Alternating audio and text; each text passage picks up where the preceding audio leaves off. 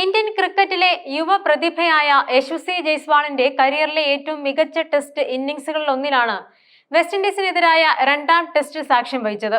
എന്നാൽ 175 റൺസിൽ നിൽക്കെ താരത്തിന് സംഭവിച്ച നിർഭാഗ്യകരമായ റണ്ണൌട്ട് ക്രിക്കറ്റ് പ്രേമികളെയും ആരാധകരെയും ഒരുപോലെ നിരാശപ്പെടുത്തി.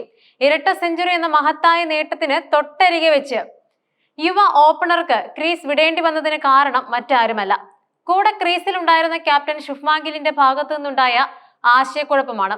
ഈ പുറത്താകൽ ഇപ്പോൾ ഇന്ത്യൻ ക്രിക്കറ്റ് ലോകത്തും സൈബർ ഇടങ്ങളിലും വലിയ ചർച്ചാ വിഷയമായി മാറിയിരിക്കുകയാണ്.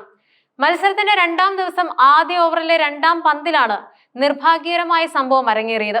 92-ാം ഓവറിൽ ബാറ്റ് ചെയ്യുകയായിരുന്ന യശസ്വി ജയ്സ്വാൾ പന്ത് മിഡ് ഓഫിലേക്ക് തട്ടിയ ശേഷം അതിവേഗം ഒരു സിംഗിളിനായി ഓടിത്തുടങ്ങി.